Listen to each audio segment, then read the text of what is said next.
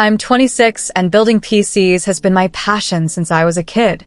I'd spent years saving up from part-time jobs, copywriting gigs, and gifts to finally build my dream computer, a custom $5,550 gaming and work rig.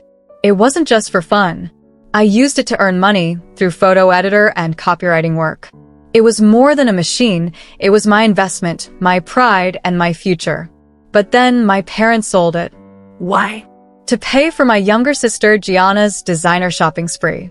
Gianna is 17 and has always been the favorite. She gets what she wants: expensive clothes, luxury brands, and all the attention. I was used to being second in line, but I kept my head down and worked for what I wanted. I didn't ask for much, just respected boundaries. Or so I thought. A few months ago, I came home ready to get on my PC. But when I walked into my room, it was completely empty. My entire setup, PC, monitor, accessories, was gone. At first, I thought I'd been robbed. Turns out, my parents were the thieves.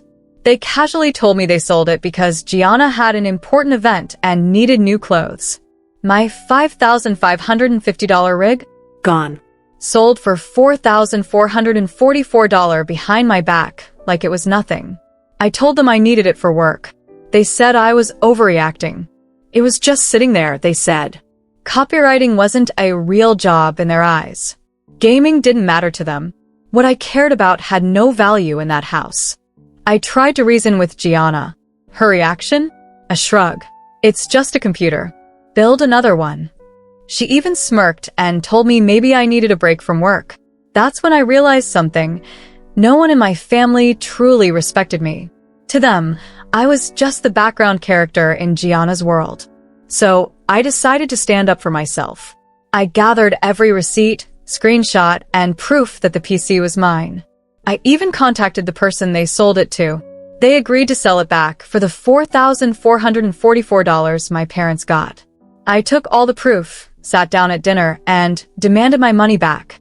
My parents didn't take me seriously until I said I'd take legal action. At that point, they gave in. The next day, they handed me the $4,444, furious, but silent. I bought my PC back and set it up again. It felt like reclaiming a part of who I am. But I knew nothing would go back to normal. My parents and sister hadn't changed. They only backed down because I forced them to. Now I'm planning my next step. Moving out seems like the best option. I can't keep living in a place where I'm treated like I don't matter. Some people might say it's just a computer. But to me, it was the line they crossed that made it clear I have to stand up for myself, even if it means standing alone. After my last update, I knew something had to change. I couldn't keep living in that house. It felt like every day there was just dragging me down more and more. I didn't have a lot of money saved up, and with how expensive rent is, I knew moving out wouldn't be easy. Still, I had my copywriting work and I was determined to figure it out. I just couldn't take it anymore. The first person I called was Lucas.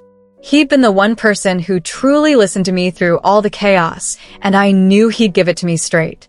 "Dude, you need to get out of there," he said as soon as I brought it up. "If you need to crash at my place for a while, you're always welcome." I appreciated the offer more than I can say, but I knew in my heart I needed my own space. I'd spent so long being controlled and second-guessed. I needed to feel like I was in charge of my own life, for once. "I think I need to be on my own," I told him. "I've been under their roof and their rules for way too long." Lucas paused for a second, thinking it over. "Then you should double down on your freelancing," he said. "You're good at it and you've got the skills. And hey, maybe even start streaming again." He had a point. I had tried streaming before, but life got in the way and I stopped. Now that I had my computer back and a fire lit under me, I figured maybe it was time to try again. That night, I stayed up late looking through apartment listings. My budget was tight, so I focused on small studio apartments or shared spaces. After hours of scrolling, I found a little place not too far away. It was just a one-room setup with a tiny kitchen and bathroom, but it was affordable, and it felt like something that could actually work. I called the landlord and arranged a tour for the next day. Walking into that empty apartment made it all feel real. The place was simple, bare walls, old tiles, but to me it looked like freedom. I signed the lease that same day. Now came the hard part, moving out without causing a storm at home. I didn't want drama or emotional blackmail. So over the next week, I slowly packed my things in secret, moving a few boxes at a time and stashing them at Lucas's place. I didn't want to tip anyone off until I was ready to go for good. At the same time, I started hustling harder than ever. I updated my copywriting portfolio, reached out to old clients, and posted my services online. I even put out some teaser posts about coming back to streaming. The response was more than I hoped for. Within a few days, I had enough work lined up to cover my first month's rent. As the move-out day got closer, I started avoiding my family as much as possible. Gianna didn't seem to notice. She was too busy taking selfies and showing off her latest designer haul online. But my parents definitely noticed something was up. At dinner, they dropped little hints like, "You've been pretty quiet lately," or "Let us know if you're planning anything big." I gave them vague answers and hoped they wouldn't push harder. But of course, they did. For nights before my move, I was in my room packing the last of my gear when my mom knocked on my door. Without waiting for permission, she stepped in. "Can we talk?" she asked, sitting on my bed like everything was normal. "I don't really have anything to say," I muttered, not even looking at her. "Just listen," she said. "We didn't sell your computer to hurt you. Gianna said you weren't using it much, and it was worth a lot of money. We thought it might help her out." I turned to face her, my jaw clenched. "So, this was Gianna's idea?" "Not exactly," she said, looking uncomfortable. "But she mentioned it, and we agreed with her." I felt sick. Gianna had manipulated the situation like she always did, and my parents fell for it. Again. "You thought I'd understand?" I said, my voice rising. "You sold something I worked years for because Gianna wanted a new wardrobe." My mom didn't say anything. She just stood up and left the room. That was her version of a heart-to-heart, a vague excuse followed by silence. That's who Gianna was. She never asked directly. She just dropped little hints, twisted people's thoughts, and somehow always got what she wanted. The morning of the move came quicker than I expected. I loaded the last of my boxes and left a short note on the kitchen table. It wasn't dramatic, just a few honest lines about needing space and wanting to focus on myself. I knew if I tried to say it in person, they'd try to guilt me into staying. Lucas met me at the new apartment to help me move in. As we set up my PC in the corner, I felt something I hadn't felt in a long time: freedom. Real, honest-to-God freedom. That night, I went live on my stream for the first time in months. The viewer count was low, but I didn't care. I was doing what I loved in my own space, and no one could take that from me.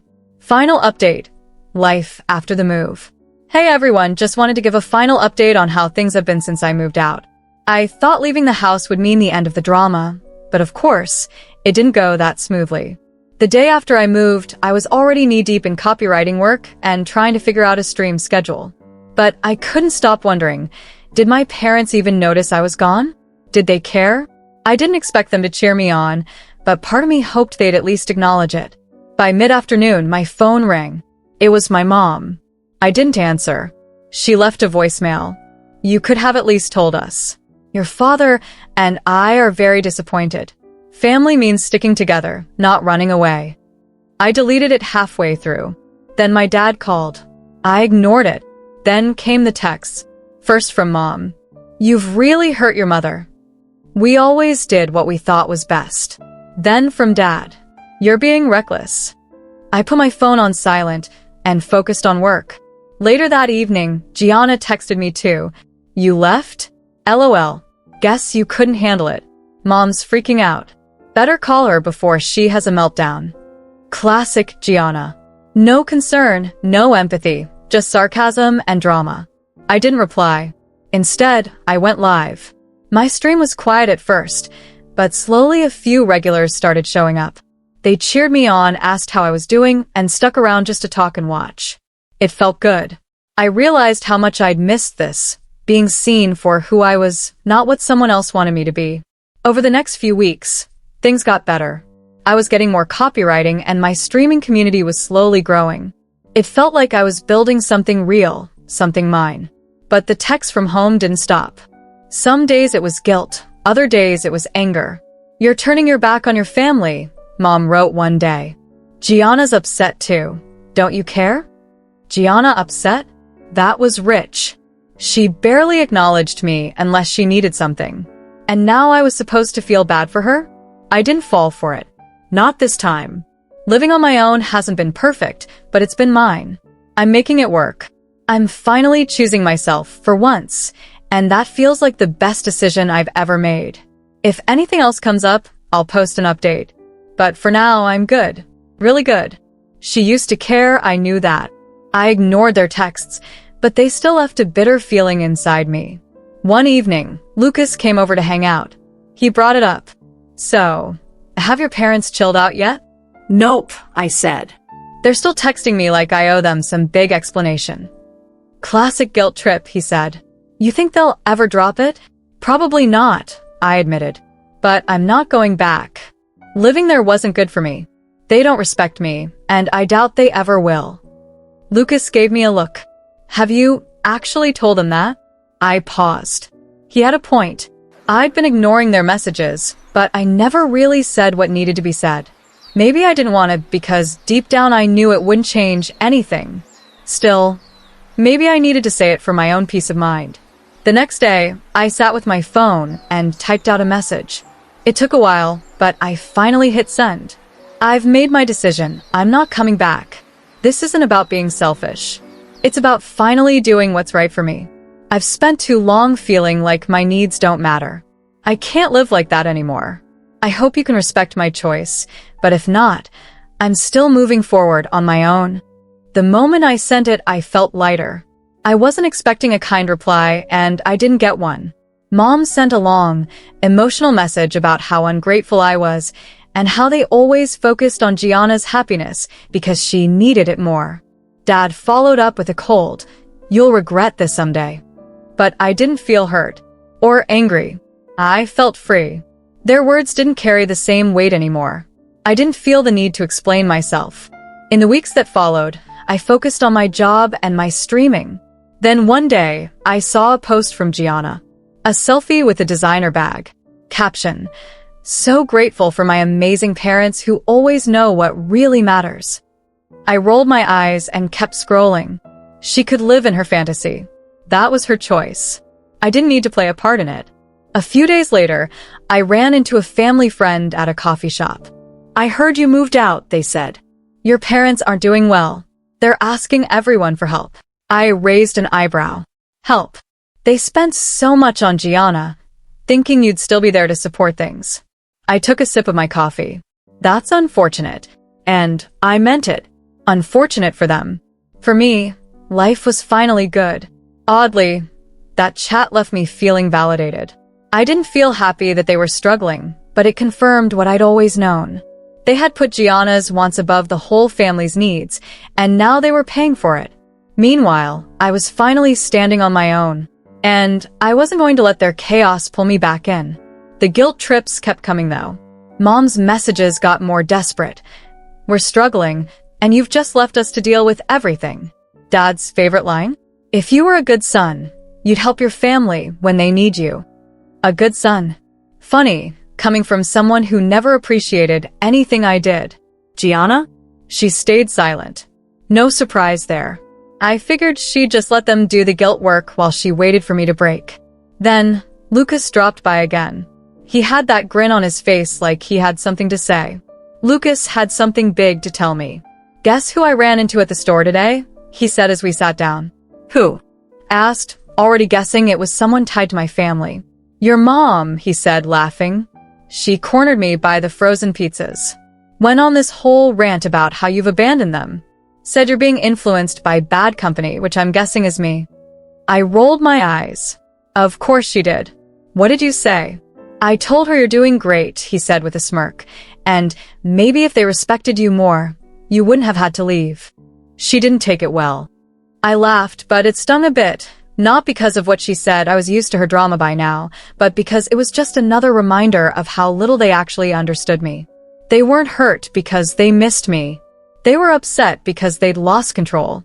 A few days later, my mom sent a text. This one felt different.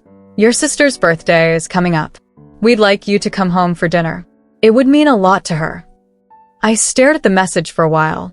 Part of me wanted to believe this was a step toward making things right. But I knew better. It wasn't about healing, it was about appearances. They wanted to play happy family for one night, and I was supposed to pretend everything was fine. I showed Lucas the message. "Don't do it, man," he said, shaking his head. "They're just going to drag you back into the same old drama." "I know," I sighed. "But if I don't go, it just gives them more ammo to make me the bad guy." "Who cares what they say?" he shot back. "You're not living for them anymore. You don't owe them anything." He was right, of course. Still, saying no to your own family isn't as easy as it sounds. So I did something I hadn't done since I moved out. I called my mom. She answered with fake warmth. "Oh, honey, it's so good to hear from you." "Hey, Mom," I said flatly. "I got your text about Gianna's birthday." "Yes, we're having a nice dinner." Just the family. "Gianna would really love to see you." "I don't think I can make it," I said firmly. "Work's been hectic and honestly, I don't think it would be a good idea." She went silent for a moment. "You're really going to let your sister down like this? After everything we've done for you?" There it was, the guilt trip, right on time. "This isn't about Gianna," I said. "Every time I try to rebuild things with you, it feels one-sided. I'm done pretending things are fine when they're not." She didn't take it well. "Fine," she snapped.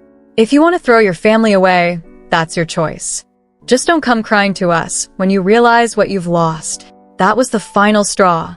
I spent my whole life trying to earn your approval, and it was never enough.